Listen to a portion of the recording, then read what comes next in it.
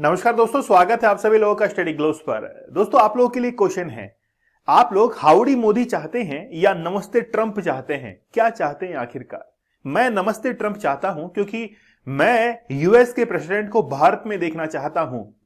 क्योंकि एक पावर जब दूसरे पावर से मिलती है तो हम लोग ये कहते हैं कि इंडिया जो है वो पावर बन चुका है और अब यूएस प्रेसिडेंट जो है वो इंडिया आने चाहिए। और अभी हाल ही के अंदर नरेंद्र मोदी ने अनाउंस किया है कि जो नेक्स्ट मंथ आ रहा है फरवरी के अंदर, तो वो यूएस विजिट करेंगे और उसके बाद में डोनाल्ड ट्रंप भी यूएस के जो प्रेसिडेंट हैं वो इंडिया के साथ साथ में चाइना को भी विजिट करने वाले हैं। चलिए आज हम लोग एक टॉपिक के ऊपर बात करेंगे कि आखिरकार India will do what is right taking back illegal immigrants. US से लगभग 18,000 भारतीय आ रहे हैं जो कि इलीगल इमिग्रेंट्स थे। इलीगल इमिग्रेंट्स वो जिनके पास में डॉक्यूमेंट्स प्रॉपर नहीं है और अमेरिका ये कहता है कि हम लोग इनको सिटीजनशिप नहीं दे सकते। तो भारत ने कहा कि हम लोग भारत में इनको लेके आएंगे, इनके लिए कोई भी परेशानी नहीं होगी, हम लोग इनका वेलकम करते हैं। तो आखिरकार भारत के पास में रास्ता क्या है उसके बारे में बात करेंगे। इंडिया और यूएस के बीच में ट्रेड जो रिलेशनशिप है वो किस तरीके से मेंटेन हो रही है, हम लोग क्या इंपोर्ट करते हैं और क्या एक्सपोर्ट करते हैं इन टर्म्स ऑफ गुड, उसके बारे में बात करेंगे। और बात करेंगे कि आखिरकार जो आईटी प्रोफेशनल 2020 के अंदर यूएसए से निकाले गए थे, क्या वाकई में मोदी उनको लेना चाहते हैं या फिर उनका बहुत बड़ा गेम है। इसके बारे में आज जो है वो हम लोग बात करने वाले हैं। चलिए शुरुआत करते हैं कि आखिरकार किस तरीके से हम लोग इलीगल जो इमिग्रेंट्स हैं उनको भारत में लेकर आएंगे। ये रिसेंटली का ट्वीट देखिए आप, जो कि कहा गया है माय डियर फ्रेंड प्रेसिडेंट, जिनको पोटस भी जो है वो कहा जाता है, congratulate him on his historic second term, क्योंकि 2017 से पहले वो बने थे और इस बार 2024 में वापस से बने हैं, 25 में बने हैं। We are committed to a mutual beneficial. देखिए यहां पर ये बात कर रहे हैं किसकी? म्यूचुअल बेनिफिट की, मतलब आपका भी बेनिफिट हो, हमारा भी बेनिफिट हो। ऐसा नहीं कि केवल हमारे बेनिफिट हो, दोनों का बेनिफिट इसके अंदर होना चाहिए। ट्रस्टेड पार्टनरशिप, देखिए यहां पर ट्रस्टेड जो वर्ड्स यूज किए जाते हैं ऐसे ट्वीट के अंदर बहुत सोच समझ के यूज किए जाते हैं, क्योंकि चाइना विजिट करने वाले हैं डोनाल्ड ट्रंप, तो इसने कहा है कि ट्रस्ट जो है वो हमारे ऊपर बरकरार रखना। Partnership, we will work together for the welfare of our people and toward global peace and prosperity and security. तो इसको लेकर जो है वो बात की गई है। तो वेलफेयर ऑफ पीपल मतलब यहां पर इमिग्रेंट्स की भी बात की गई है। तो हम लोग ये देखेंगे कि आखिरकार इमिग्रेंट्स को लेकर भारत का क्या प्लान है, उसके बारे में हम लोग देखने वाले हैं। दोस्तों आप लोग हमारे इस 75 डेज के हार्ड चैलेंज या फिर 100 डेज के हार्ड चैलेंज को जरूर ज्वाइन कीजिएगा, वाकई में जबरदस्त है।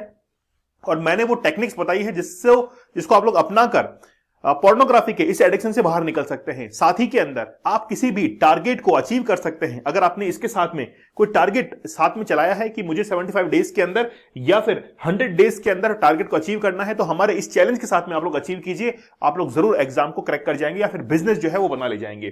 तो चलिए शुरुआत करते हैं। देखिए जब डोनाल्ड ट्रंप, पहले तो मोदी जो है वो गए थे यूएस के अंदर और उसको हाउडी मोदी कहा गया था। लगभग 50,000 भारतीय वहां पर जमा हुए थे और उन्होंने स्वागत किया था। उसके अंदर डोनाल्ड ट्रंप भी जो है वो शिरकत करते हैं। डोनाल्ड ट्रंप जब भारत आते हैं तो उसको नमस्ते ट्रंप जो है कहा गया। इसीलिए मैंने शुरुआत में कहा कि हम लोग नमस्ते ट्रंप जो है वो चाहते हैं। दोनों के बीच में बहुत अच्छी दोस्ती है। हम लोग एक देख सकते हैं कि किस तरीके से फोन कॉल पर जो है बातचीत हुई है, क्योंकि रिसेंटली आप लोगों ने देखा होगा 20 जनवरी को शपथ ली और 27 जनवरी को दोनों के बीच में बातचीत हुई है। 2014 से लेकर अब तक मोदी जी ने 9 बार जो है यूएस विजिट किया है।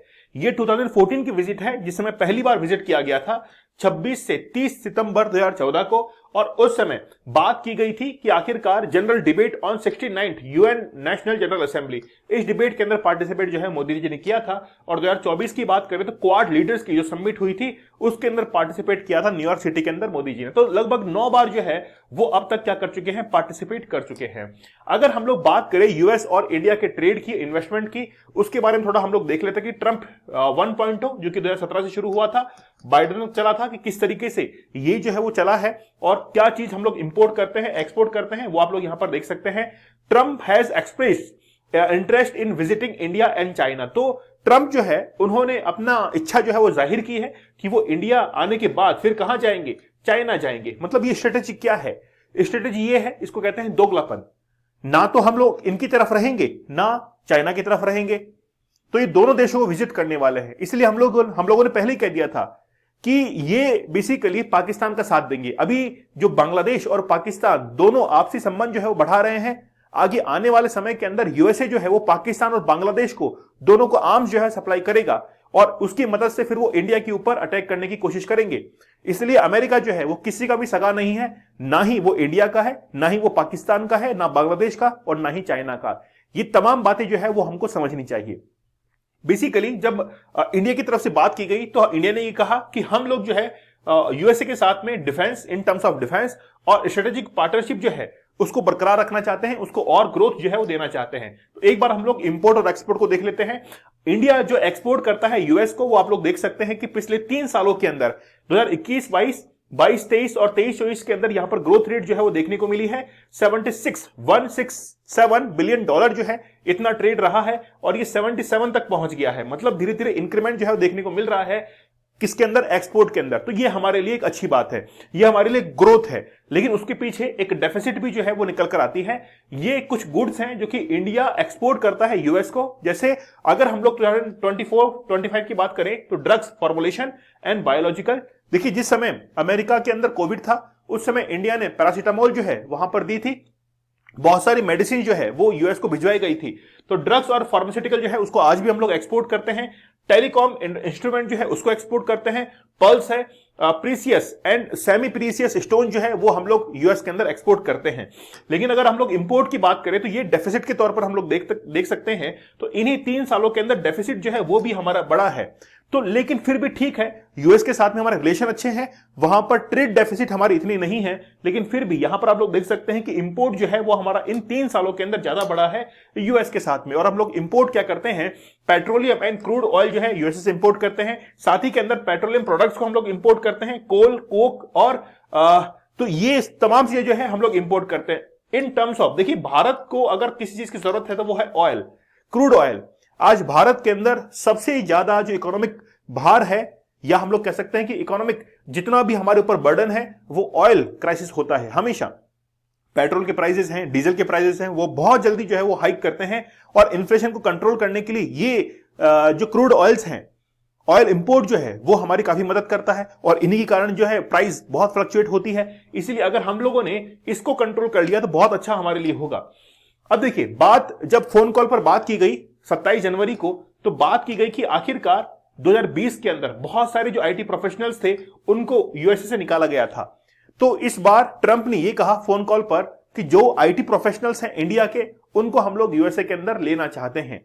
तो देखिए, पहले तो उन्होंने निकाला, अब उनको जरूरत पड़ रही है क्योंकि उनको यह महसूस हो रहा है कि इंडिया के जो प्रोफेशनल्स थे वो कितनी मेहनत से काम करते थे, लॉन्ग आवर्स काम किया करते थे और ईमानदारी से काम किया करते थे। इसीलिए उन्होंने डिमांड की कि हमको इंडिया के आईटी प्रोफेशनल जो है वो चाहिए। इसलिए अब जो आईटी डिपार्टमेंट है या फिर आईटी का जो सेक्शन है उसके अंदर कहीं ना कहीं बूम जो है वो हमको देखने को मिलेगा। अब बेसिकली बात आती है वीजा की। एक्चुअली में क्या है कि जो आईटी प्रोफेशनल्स हैं उनको H1B वीजा और L1 वीजा की जरूरत होती है। इसलिए अमेरिका ने कहा है कि हम लोग आसानी से इनको वीजा देंगे। देखिए, मोदी और ट्रंप दोनों की केमिस्ट्री अगर मैं आप लोगों को समझाऊं तो अगर डोनाल्ड ट्रंप की जितनी भी रिक्वायरमेंट है वो फुलफिल होती है in terms of IT professionals, क्योंकि वो इकोनॉमी को देखते हैं और एक बिजनेसमैन की पर्सपेक्टिव से देखते हैं। इसीलिए इंडिया ने अगर वहां पर डिमांड पूरी की आईटी प्रोफेशनल्स की, तो हमारे लिए जो पेट्रोलियम है वो भी काफी आसानी से हमको मिल सकेगा। चाहे हम लोग गल्फ कंट्रीज की बात करें या फिर अमेरिका खुद की बात करें, तो वहां से हमको जो ऑयल इंपोर्ट है वो आसानी से हो सकेगा। तो ये बेसिकली दोनों का टर्म और केमिस्ट्री है। अगर हम लोग इलीगल जो माइग्रेंट्स है उनकी बात करें तो दोनों के बीच में काफी अच्छे संबंध हैं। देखिए, सबसे पहले मैक्सिको से सबसे ज्यादा अमेरिका के अंदर माइग्रेंट्स आते हैं, उसके बाद में एल सल्वाडोर, और भारत से लगभग 7,25,000 माइग्रेंट जो हैं वो कहां पर जाते हैं, अमेरिका के अंदर जाते हैं। इनमें से 18,000 जो इलीगल माइग्रेंट्स हैं वो अब इंडिया में आने को तैयार है। तो भारत ने कहा है कि ठीक है, हम ले लेंगे ना, हमको कोई परेशानी नहीं है, हम लोग इंडिया के अंदर वापस से बुलाएंगे, लेकिन उन्हीं को बुलाएंगे जो कि इलीगल माइग्रेंट्स हैं।